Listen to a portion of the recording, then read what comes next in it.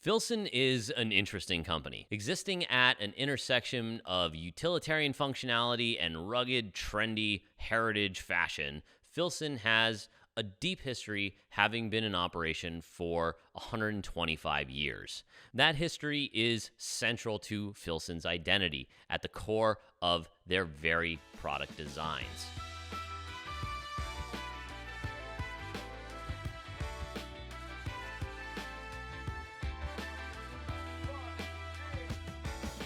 Hi, everyone. I am Troy Barmore from Stridewise.com, coming to you with another review here. As some of you may know, I occasionally will come on and either co-host with Nick or make reviews of some of my own boots or bags, or in this case, jeans. So we're going to dive into the Filson rail splitters today.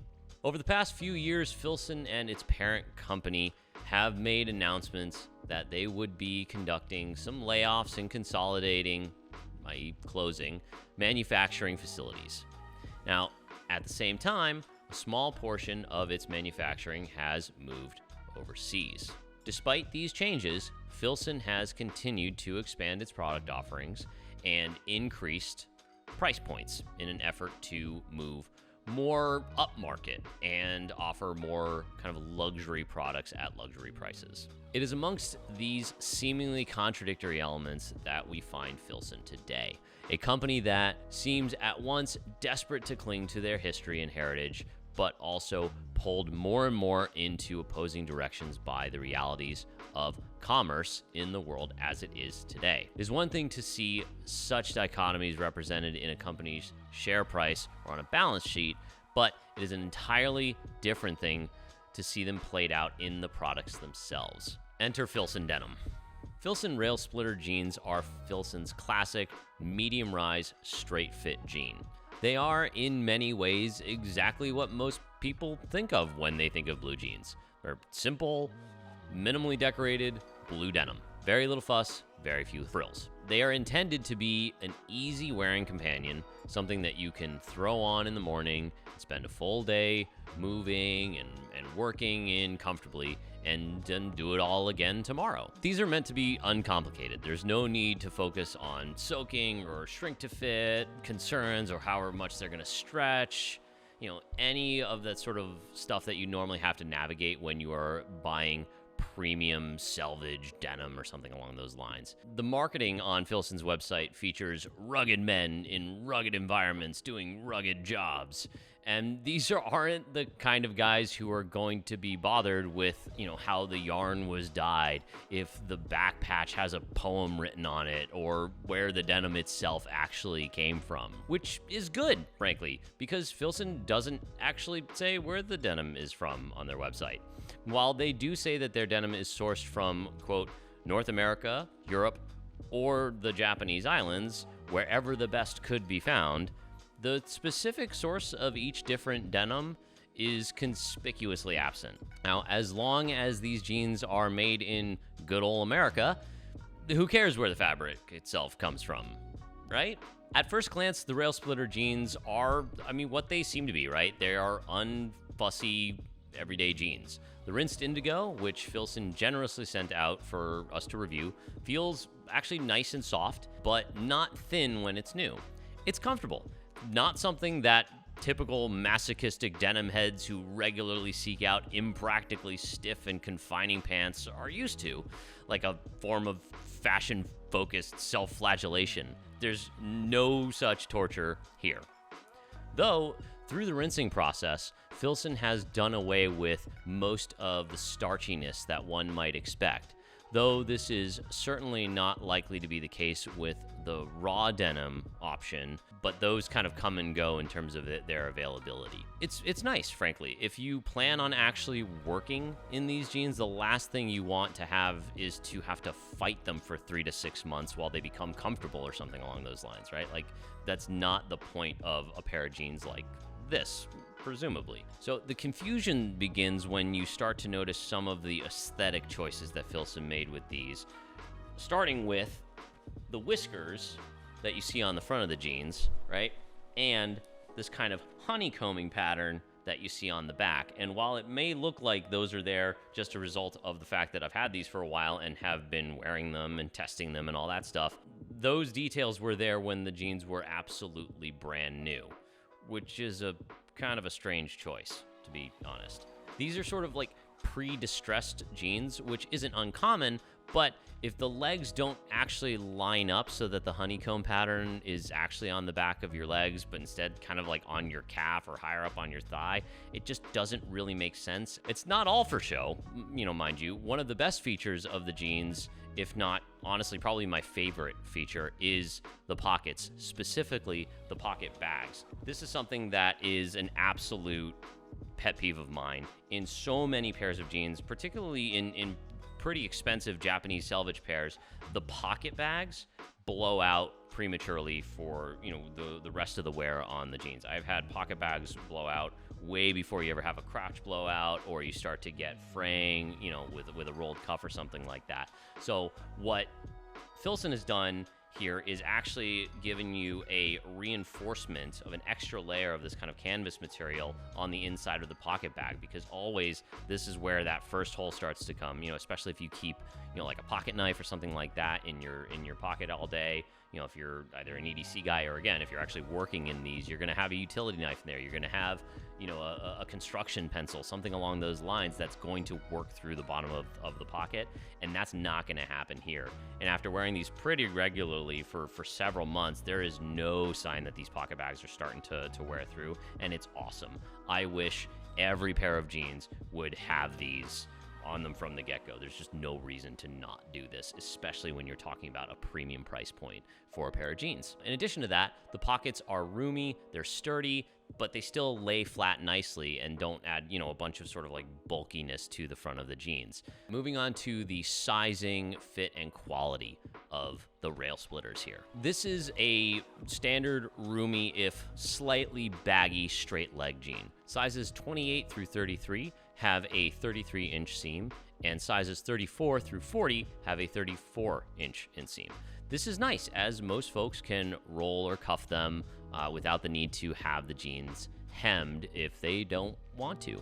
Now, my typical size in most jeans is a 30 to a 31 in the waist, and these fit very comfortably in a 30, though certainly a belt is required to keep them from just falling off of me, but that's also a me problem. Personally, they're a bit more relaxed than I would typically gravitate towards, in particular throughout the leg, which tends, I tend to prefer more of a slim, kind of a tapered fit, but not a full-on skinny jean. But then again, at, 5'11" and about 150 pounds, I'm also quite a bit more slender, read scrawny, than the serious barrel-chested working men that Filson typically advertises these jeans to, or fitted in. At first, I was eager to put these hard-wearing jeans through their paces, and that might be difficult to do in New York City with days spent making YouTube content, reviewing products, and going to hipster coffee shops or whatever else a skinny Brooklyn hipster spends their day doing. But these are work jeans, right? They should be put to work. Now, fortunately, my summers are spent largely out at a horse barn in the countryside. As a result of that, these became my go-to jeans for shoveling out horse trailers, a role that they performed fine for a month or two. Shortly thereafter, however, I began to notice that there were some loose threads starting to poke out, which, again, no big deal. That is, until the stitching from the inseam of the left leg began to just come loose. From here on, they became house jeans. After all, seeing as they're big, baggy, and soft, they're actually pretty comfortable for just like sitting around and hanging out in. Since then, after I would say probably 15 wears and one wash, the stitching has progressed quite a bit more. The cuffs have begun to fray and wear through a little bit, where they were folded. To call these like full-on wears, I would say was a little bit exaggerated, as the vast majority of the time I was spent just sitting around the house on the couch. But in that time, They haven't faded very little. There's been a little bit of sort of increase in the definition of the weird honeycomb and whiskering, but that fraying on the inside seam is only gotten worse. And I mean, if you pull on this, it just goes. There's nothing holding that still in place, which is a shame. Filson's a company that has built its entire brand identity around being rugged, hardworking gear for rugged, hardworking people. But with ever-increasing prices and marketing campaigns focusing on a younger, more hipster clientele, it feels as though Filson is at a little bit of a crossroads, unsure of which direction it really wants to go in, and in turn, who it really wants to be. The rail splitter jeans are similarly at odds with themselves. At $195 at time of recording here, these are significantly more expensive than the Carhartt, Duluth's, Levi's, or let's face it, Walmart jeans that many blue-collar laborers are likely to buy and wear at their jobs.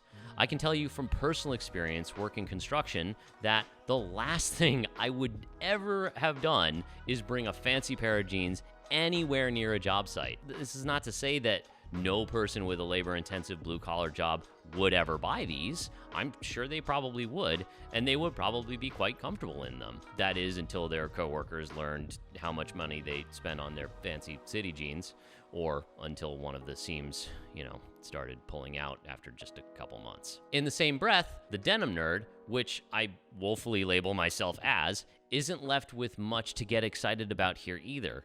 It's nice that these are pre-washed and soft from the get-go. I mean, that's always comfortable, and that no stretch material was integrated into the denim itself. But why would Filson include pre-creased whiskers and honeycomb into the denim? The only people who would care about those kind of features are those who would want to create those patterns for themselves. It's just confusing.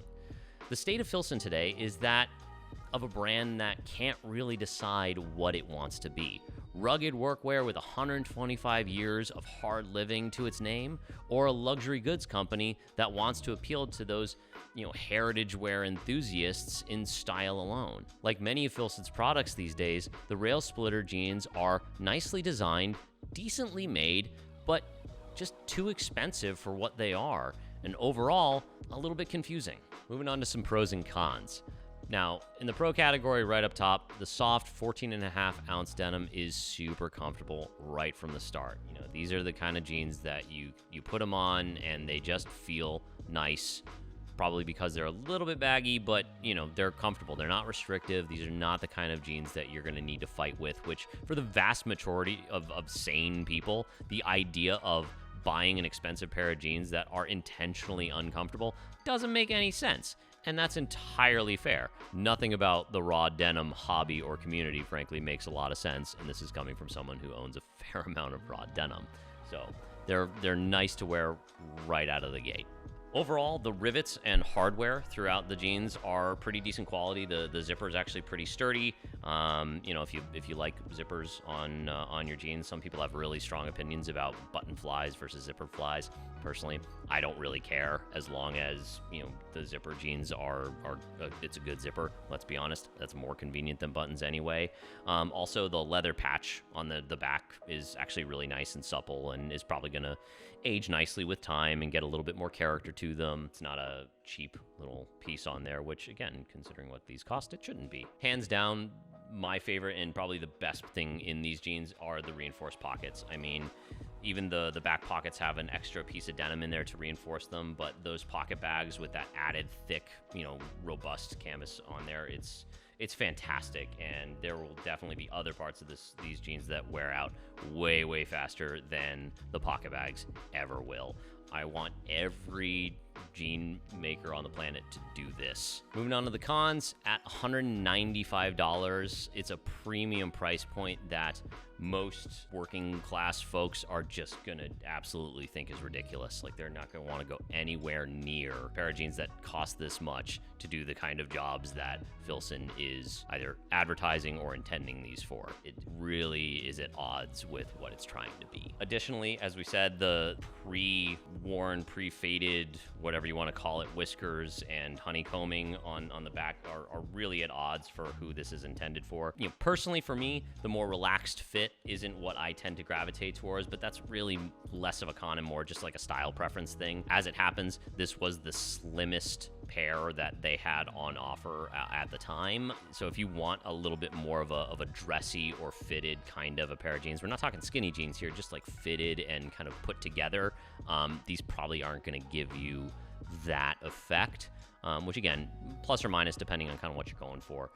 But far and away, the worst part of these jeans, the biggest con, is that stitching quality. The fact that the stitch popping and the fraying and that seam started coming undone with relatively light use and wear after just a couple of months. I mean, that's a real shame. Just a real shame. That does it for my review of the Filson Rail Splitter jeans. What do you think? Am I being too harsh on Filson here? Do they deserve a little bit of a break? Or do you agree? Do these not make a whole lot of sense to you either? Let us know in the comments below. Make sure to like and subscribe for more content on jeans and leather goods and heritage workwear and all sorts of good stuff coming up.